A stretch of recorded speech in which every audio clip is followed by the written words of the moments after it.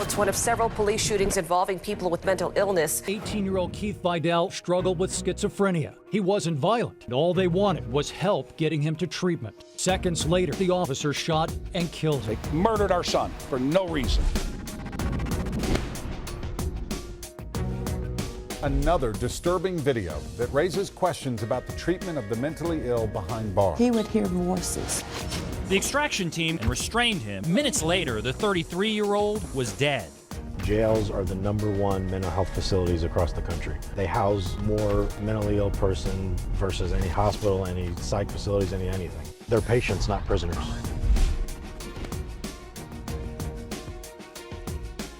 Mental illness is the only disease that when you're in a crisis, the cops are called.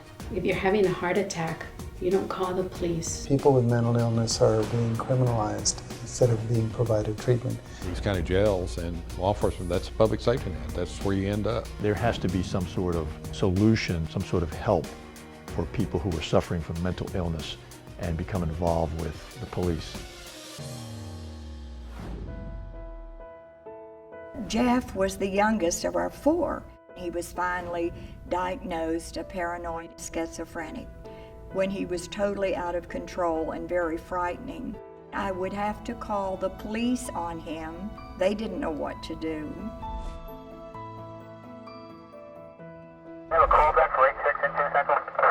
I would get calls all the time when I was on patrol for a person who was in a mental health crisis. I had no clue how to handle it. And I would just keep getting the repeat calls every couple days or every week to the same house, the same person. And I just accepted it that this person's just going to be a repeat caller. We decided very early on that we needed to address folks that were nonviolent misdemeanor offenders that were truly being put in jail because of their illness. We knew that it was law enforcement that were first responders and that they would be the ones that would be in contact with individuals in crisis. So we decided what we would do first is train law enforcement officers in 40-hour crisis intervention training. So they're trained to recognize mental illness. When they come up on somebody that's got this kind of strange behavior, they're not using their command voice and the command presence like they're taught in the academy. They realize right away that this person has a problem. We brought together a bunch of law enforcement officers from the sheriff and the San Antonio Police Department, and every one of them didn't want to be there. I heard things like, I'm a cop, I'm not a social worker, I don't believe in these hug-a-thug programs, and this is a bunch of BS. Before I went through the 40-hour CIT training myself, I didn't have the resources on how to handle mental illness. Well, now it's way different. You know, I have confidence that when I go into someone's home, if they are experiencing some type of, mental health crisis, that I can get them to the right facility, and then I may never hear from them again. I'm a mother, I'm a sister, I'm a friend, I'm a voter, I'm a volunteer, I'm all these people. I contribute to my community, and I have a mental illness. My diagnosis is major depression with psychotic features, dissociative identity disorder, and panic disorders. I've done the presentations to CIT training, and I tell them, I want to be treated the way you want your mother to be treated if she was ever diagnosed with a mental illness. If I'm in a crisis, I'm having a crisis, and I don't understand what's going on around me. Get back! Get back! Get down! Don't do it! Don't do it! In incidents with people who have mental health issues, it's unfortunate to see the ones that result in the use of deadly force where an officer didn't have CIT training, and possibly armed with that kind of information, that kind of training, outcomes may have been different.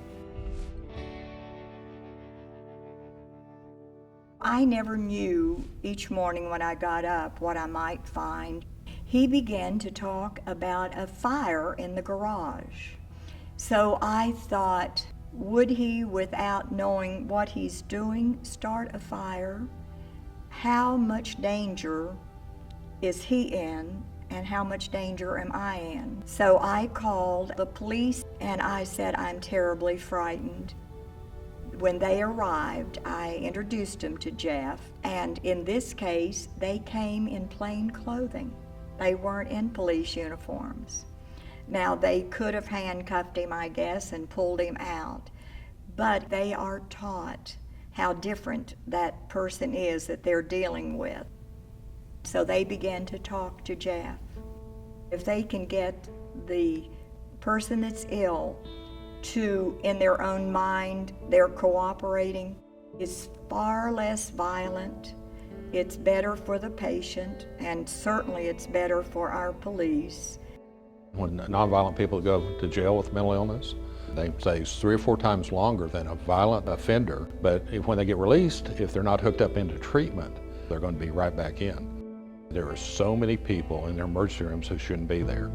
The previous police chief here has actually kept data on how long his officers are spending in emergency rooms waiting for psych evals and medical clearance, 8 to 14 hours. He spent $600,000 a year in overtime. Now here at the Restoration Center, the law enforcement officers are in and out within 15 minutes.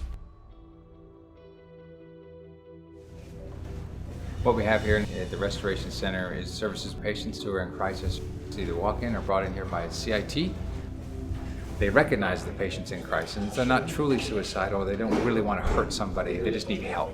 There are about 18,000 people a year who are brought mainly by law enforcement officers to this Restoration Center who used to go to jail or emergency rooms or put back on the street. If you're a taxpayer and really don't know a lot about mental illness, the fact that the public's a lot safer when these people get treated, and the taxpayer saves a ton of money.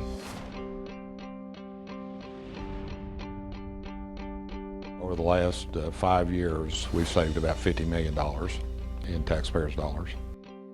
We want everyone trained because of the potential daily that someone's going to come across someone who's in crisis. It's not a matter of if, it's a matter of how soon. We've been coming up on 6 years of existence, and we don't have a use of force on our unit, which means we've never tased anybody, we've never shot anybody, we've never hit anybody with an asp. But patients, talking to them, we get the result we want in the end, and we don't have to force it on them. You want CIT to respond because you're going to get the help that you need rather than be sent to jail. The issues that police officers have with people who have mental illness is not unique to San Antonio. That's all over the country, all over the world. So any city that would decide to focus on this, put an emphasis on this, would certainly benefit from it. I no longer thought, what if they have to shoot Jeff? We save money, we improve public safety, and people can get functional again. I mean, why wouldn't you do this? It's really a no-brainer.